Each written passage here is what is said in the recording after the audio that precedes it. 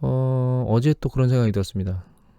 오늘 새벽도 그렇고, 이러다가 또 지난번처럼 또 확 튀는 거 아니야? 이 조정이 제대로 안 일어나고? 이런 생각이 또 들었습니다, 사실. 미국 시장, 우리나라 시장이 어제 2% 넘게 상승했어요. 아시아 시장 중에서 가장 높았고, 그다음에 중국은 좀 내렸습니다. 중국이 좀 내린 거는 어제 뉴스 보도에 유동성 이게 텐치 리튬에서 지금 뭐 전기차 때문에 리튬이 난린데 여기는 오히려 유동성 위기에 빠졌답니다. 그래서 증자를 하려고 했는데 그것에 대해서 이제 공산당이 뭔가 약간 금융당국이 딴지를 걸어가지고 증자가 무산됐거든요. 요거 일이 터지면서 주식시장이 갑자기 초반부에 그렇게 크게 안 빠졌었는데 확 뒤로 밀렸거든요. 아랫방향으로. 일시적인 이슈로 보입니다. 일단은 지금으로선 추세가 아니고. 다만 보시면 이게 이제 머리를 치고 옆에서 이것도 약간 눈치 보기를 하고 있는 상황이에요. 중국 지수도. 미국 지수는 3대 지수가 모두 올랐는데 제 개인적인 생각보다는 덜 올랐습니다. 이제 아시아 시장이 이렇게 좋았었으면 사실 유럽 시장도 좋았어야 된다고 보는데 유럽 시장은 약세로 끝나고 처음에는 약세가 아니었습니다. 후반부가 약세로 끝났고 미국 시장은 플러스로 끝나긴 했지만 생각보다 약하다고 생각한 이유는 어제 옐런 재무장관이 나오셔가지고 재무장관 후보가 나오셔가지고 그 얘기를 했거든요. 좀 대규모로 돈을 부어라 이런 얘기를 했죠. 근데 이게 시장에 이미 반영이 다 끝난 것처럼 움직이고 있었는데 어제 약간 머리를 든 겁니다. 근데 어제 뉴스 보도 중에 한 보도가 나왔는데 이게 이제 버드룰이라고 하는 매일경제 기자입니다. 근데 이거 보면 전 이 얘기 처음 들었는데 그러니까 조세나 지출에 대한 어떤 액션 이게 중요한 거죠. 조세나 지출에 대한 어떤 액션을 할 때는 버드룰이 적용돼서 그 상원에서는 60%의 지지를 받아야 된답니다. 그러니까 이제 100명이니까 60명의 지지를 받아야 되는데 지금 민주당이 5대5로 나눠 있으니까 민주당은 50명밖에 없잖아요. 그래서 이제 상원의원의 그 공화당의 표가 필요한데 이거를 피해가는 방법이 예산 조정이랍니다. 그러니까 새로 경기 부양이나 이런 것들을 위해서 재정을 뭔가 받아오는 게 아니고 기존에 있던 예산을 조정해서 그 자금을 끌어온다는 거죠. 그런 예산 조정 과정을 통해서 이제 경기 부양책을 통과시킬 것이다라고 얘기를 하고 있기 때문에 경기 부양책 자체를 통과시키는 데는 큰 문제가 없을 걸로 보이나 조세 지출이나 이런 것들에 대해서는 공화당 쪽에서 반대를 할 거기 때문에 블루웨이브가 긍정적인 패턴으로 움직일 거라고 얘기를 해야 되는데 이 기사 자체는 그렇게 녹록하게 민주당처럼 되지는 않을 것이다라고 하는 약간 그런 뉘앙스를 썼어요. 여하튼 상황은 좀 지켜봐야 될 것 같고요. 우리나라 같은 경우에 어제 외국인하고 기관을 사는데 개인이 매도가 컸습니다. 1조 정도 팔았는데 사실 보시면 이게 조정이거든요. 일정 수준 내려가줘야 되거든요. 이렇게 보시면 내려갔죠. 쭉. 근데 이거는 지금 상황이 이게 조정 자체도 약간 옆으로 개걸음을 치는 것 같다가 이틀 연속 세게 좀 밑으로 내리더니 반등세가 굉장히 컸어요. 이 주식시장에서 제가 뭔가 이게 예를 들면 LG전자나 혹은 현대차 같은 것들은 너무 높은 배수에 있었기 때문에 이게 조정을 받으면 사야지라고 생각을 하고 있었거든요. 일부만 편입해야지라고. 그런데 이게 한 번만 더 생각을 하면 튀어요. 이렇게 내려왔죠. 일정 수준에서 한 번만 더 내려가라 좀 더 라고 하면 튀어요. 그리고 말씀드렸던 고용은 아예 그런 액션이 없습니다. 보시면 다른 애들 밑으로 그나마 내려가기도 하는데 얘는 오히려 튀어요. 위로. 참 무서운 주식입니다. 이거 다만 조심하셔야 됩니다. 이런 것들 뒤에 가면 이제 말씀드리겠지만 그리고 이제 코로나 사태를 보면요. 제 생각에는 최악의 상황이 좀 지난 것 같습니다. 이제 정점은 끝난 것 같아요. CDC 데이터를 보면 이게 이제 일일 확진자 수가 아직 20만 명대에서 움직이고 있긴 하지만 7일 이동평균선이 내려가기 시작했고 더 중요한 건 확진율 자체. 이게 존스홈키스 데이터인데 확진율 자체가 급격하게 내려가고 있습니다. 아래로. 그러니까 검사 받은 사람 중에 확진자로 확진된 사람의 패턴이 굉장히 많이 빠지고 있기 때문에 정점은 지나고 있는 것 같아요. 그 다음에 covidtracking.com의 입원 환자 수도 13만 건 케이스에서 올랐다가 다시 내려가는 것 같다가 반등했는데 지금 추세적으로 계속 내려가고 있습니다. 그래서 미국 시장이 영국발 변이나 이런 얘기들을 하고 있긴 하고 3월 달에 또 영국발 변이나 이런 것들로 뒤덮일 것이다라고 얘기는 하고 있긴 한데 제 생각에는 정점이 지난 게 아닌가 이런 생각을 하고 있습니다. 유럽은 아직까지는 그렇지 않은데요. 월도미터 데이터를 보면 영국 같은 경우는 확진자 수가 줄긴 하고 있는데 밑에 가서 이 그 액티브 환자, 그러니까 아직 완치가 안 되고 코로나 바이러스 팬데믹으로 나와 있는 사람들 자체는 아직 증가 추세를 보이고 있거든요. 물론 독일 같은 경우에는 두 개 다 내려가면서 안정화를 보내고 있나라고 생각을 할 수 있긴 한데, 여기 보시면 포르투갈 같은 경우에는 아직까지는 추세를 못 잡았고 있고요. 이거는 스페인입니다. 스페인도 아직까지는 이게 추세가 내려갔는지를 볼 수는 없어요. 그래서 그러니까 유럽 같은 경우에는 잡히고 있는 쪽, 그렇지 않은 쪽으로 지금 나눠져 있는 패턴을 보이고 있습니다. 그래서 미국 쪽은 정점을 지난 게 아닌가, 유럽은 정점을 지나려고 하고 있는 게 아닌가라는 생각을 하고 있고요. 다만 이제 문제는 코로나 백신을 맞은 숫자인데, 이거는 Our World in Data인데, 여기 보면 이제 백신을 맞은 전체 숫자입니다, 이쪽은. 근데 여기 보시면 미국이 이제 1200만 정도 되고요.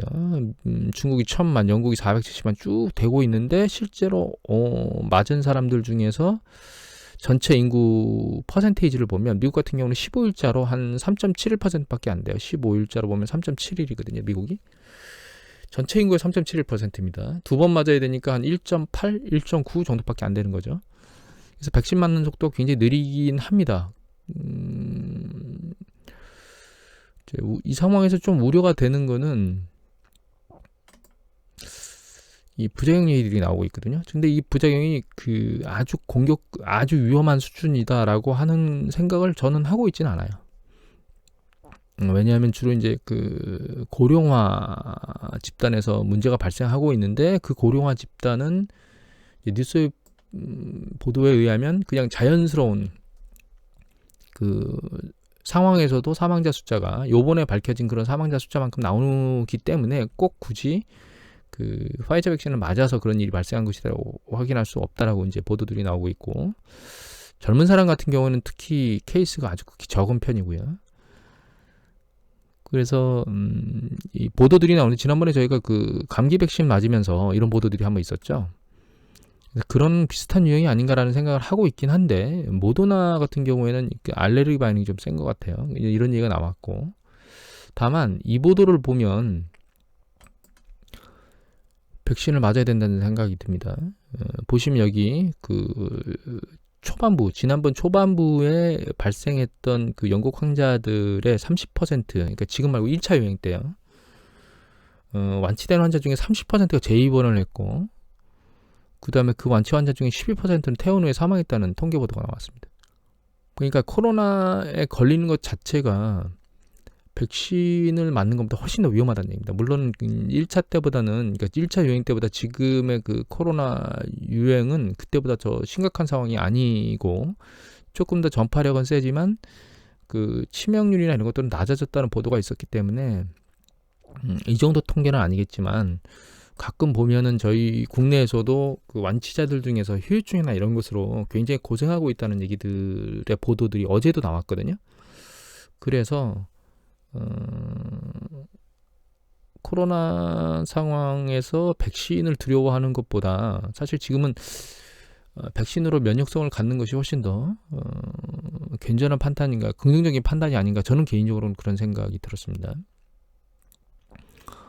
경제 지표들을 보는 게 사실 지금 굉장히 의미가 없거든요. 시장 자체가 막 광길에 움직이고 있긴 한데, 그 부분 잠깐 얘기를 보면, 이제 이거 먼저 볼까요? JP모건이 이거보다 이게 훨씬 더 먼저 봐야 되겠네요. 이걸 먼저. 그러니까 그 금리가 내년 2%까지 오를 거라고. 그러니까 올 하반기 내년 이렇게 되면 이제 그때는 테이퍼링을 해야 될 것이라고 얘기를 하고 있는 것 같아요. 여기 보시면 이 10년 국채 수익률이 이거거든요. 이 10년 국채 수익률이 1%를 넘었습니다. 지금 움직임이. 그 다음에 여기 보면 이게 CPI, 그러니까 소비자 물가 상승률이거든요. 물가 상승률인데, 물가 상승률도 이렇게 터닝하면서 지금 올라가고 있어요. 1% 넘어서 움직이고 있습니다. 물론 미국에서 정책금리는 PC로 하거든요. 기준을 CPI로 하는 게 아니기 때문에. 근데 이제 추세 패턴은 비슷하게 움직입니다. 추세적으로는. 그리고 기대 인플레이션 같은 경우, 이거는 이제 그 명목하고 실질금리를 가지고 기대 인플레이션을 측정한 건데, 그게 이제 2%대에 있는 상황이에요. 그래서 물가 상승률에 대한 얘기들은 계속 나오고 있거든요. 그런데 대규모로 글로벌 금융위기 이후에 자금을 살포했을 때 초반부, 그러니까 2011년도든가요? 그때는 2%가 넘었었습니다. 그러니까 초반에 굉장히 빠른 속도로 올랐다가 그 뒤에 한번 쓸려 내려간 뒤에는 또다시 2% 타겟을 건드리는데 상당히 오래 걸렸어요. 2018년도인가 이렇게. 그러니까 거의 6, 7년 정도 지난 다음에 올랐거든요. 근데 요번도 초반부에는 올라가고 후반부에 밀릴지 이거는 상황을 좀 봐야 될 것 같은데.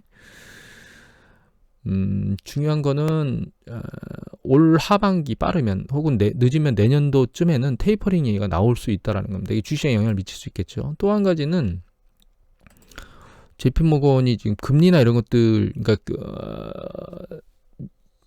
미국의 국가 부채가 상당히 높아서 100%를 아마 넘었을 겁니다. GDP 대비. 그런 부분들이 지속 가능할 수 있겠느냐라고 하는 부분인데, 이제 궁금하시면 기사를 한번 읽어보십시오. 눈덩이처럼 불어난 미국 부채 JP모건 금리 3%가 되면 위기라는 얘기예요. 근데 이게 왜 중요하냐면 그 국가 부채에 대해서 이자를 내야 되는데 그 이자를 내려면 그게 이제 금리 수준에 따라서 움직이겠죠. 근데 지금은 금리가 굉장히 낮기 때문에 국가 부채가 높다 하더라도 이자 부담감이 적다는 거예요. 그러니까 지금 이자 부담감이 2000년대에 그때보다 국가 부채가 훨씬 높은데도 불구하고 지금이 2000년대보다 낮다는 겁니다. 금리가 너무 낮아가지고 2000년대는 지금보다 금리가 높았죠. 근데 그런 부분들이 3% 정도 되면 금리가 위험성에 도달한다는 얘기인데, 그러니까 이 얘기를 왜 드리는 거냐면 올 상반기에 조정이 없이 주식시장이 위로 올라가게 되면 올 하반기나 내년 초반기에 이런 어떤 위기설들이나 이런 것들이 쏟아지면서 시장이 급격하게 낙폭이 크게 움직일 수도 있다라고 하는 부분들은 머릿속에 생각하고 가야 된다는 부분들을 알려드리기 위해서 이거는 보여드리는 겁니다. 마지막으로 이 기사인데요.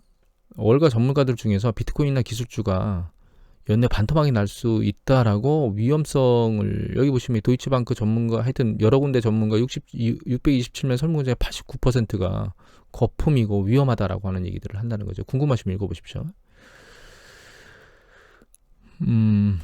비트코인이 아직까지는, 이 비트코인이거든요. 아직까지는 지난번 부러졌던 데까지 안 내려가고 반대가 아니고 잘 버티고 있긴 한데 얘가 지금 눈치 보기를 하고 있거든요. 언제 부러질지 모르는 상황입니다. 이게 튈 거면 벌써 한번 튀었어야 된다고 생각은 하고 있는데 개인적으로 힘이 약해. 그러니까 올라왔던 탄력을 생각해 보면 여기서 탄력으로 밀려 내려왔으면 다시 재탄력이 그러니까 또 이제 힘을 받고 올라가야 될 것 같은데 그러지는 못하고 있거든요, 아직. 그리고 이거는 이제 이 차트가 달라요. 왜냐하면 이제 테슬라 차트를 제가 오른쪽으로 밀어놨습니다. 이거를 이렇게 같은 스케일로 놓으면 이게 보이질 않기 때문에 이 스케일을 왼쪽으로 다르게 만들어놨거든요. 그래서 이게 똑같이 상승률이 똑같아 이렇게 생각하시면 안 됩니다. 추세를 보여드리고 말씀드리는 건데, 이거 우리가 계속 말했던 중요한 주식들이에요. 뭐 마이크로소프트, 구글, 아마존, 페이스북, 애플, 넷플릭스, 이 주식들인데 얘가 2020년도 9월, 그러니까 작년 9월 8월 말에 정점을 친 이후에 보시면 추세적으로 다 내려가고 있어요. 아랫방향으로. 애플이 최근까지 머리를 들었다가 이제 후반부에 힘이 빠지고 있고요. 그 다음에 테슬라가 계속 올라가고 있는데 이 주식들이 고배수 친 주식들이 대부분이거든요. 뭐 페이스북이나 애플 이런 것들은 상대적으로 좀 덜하지만 구글까지 나머지 것들은 뭐 마이크로소프트까지네요. 아마존이라든가 혹은 뭐 넷플릭스라든가 테슬라 이런 것들은 배수들이 높은 주식들이거든요. 잘못하면 이 기술주들이 상당히 아래쪽으로 밀려 내려갈 수 있다라고 하는 것들에 대한 경고성 기사가 나온 거죠. 그래서 지금 우리가 주식들을 살 때 여기 그 아까 보여드렸던 중요한 주식들 중에서 고배수를 치는 우리가 지금 현재 치고 있는 주식들이 있는데 그게 뭐 제가 일부 편입할까라고 하는 고민하고 있는 현재 차도 마찬가지고, 그 다음에 밑에 이제 CS윈드라고 하는 그 그린 에너지 쪽도 마찬가지인데 이런 쪽들을 뭔가 편입할 때는 굉장히 조심하셔야 돼요. 이게 단순히 고배수라는 문제를 넘어서서 얘가 밑으로 밀리지 않는다 하더라도 말씀드렸듯이 이제 지금은 높은 수준으로 리레이팅 돼 있는데 그 주식들이 그 리레이팅이 너무 높게 돼 있다고 투자자들이 인지한다거나 혹은 이제 이게 너무 높으니까 올라가기가 어려우니까 이제 다른 쪽으로 이제 뭔가 시선을 돌릴까라고 하는, 그러니까 성장에서 가치로 순환매 과정으로 만들어져서 이쪽에 있는 수급이 줄어들면, 그러니까 수요가 줄어들어 버리면 고점에서 샀을 때 내가 산 지점까지 다시 돌파하지를 못하고 횡보하거나 아랫방향으로 쓸려 내려가는 그런 위험성들을 현재는 가지고 있다라고 하는 부분들을 알고 계셔야 돼요. 그래서 그 부분은 상당히 고민하면서 조심스럽게 접근해서 작업을 하셔야 됩니다. 그래서 제가 여기 들어갈 때도 편입을 하려고는 하지만 한 번만 더 조정받으면 라고 하는 생각들을 하는 이유가 거기에 있습니다. 사실은 여하튼 시장 자체가 아직 어떻게 방향이 결정될지 확실히 조정이 끝났나라고 생각하기에는 아직까지는 그렇지는 않다고 생각하고 있습니다. 기간이 짧은 부분도 있고요. 현재 큰 추세에서 크게 바뀐 게 없거든요. 이제 조정을 시작하게 된 이유에서 뭔가 큰 트렌드가 바뀐 거는 없고, 그 다음에 이제 아직 유럽이 약세장을 보이고 있다거나, 혹은 미국 같은 경우에 상대적으로 반등이 그렇게 기대보다는 세지 않다거나 이런 전체적인 걸 놓고 보면 제 생각에는 조정이 아직 완벽히 끝났다라고 하는 생각은 안 하고 있는데, 한 가지는 생각하게 됩니다. 야, 역시 장이 세긴 세다. 우리나라 장 움직이는 거 보면 다른 데도 마찬가지지만 장이 세서 판단하기가 쉽지 않다, 이런 생각을 하게 됩니다. 오늘은 이것으로 마치도록 하겠습니다.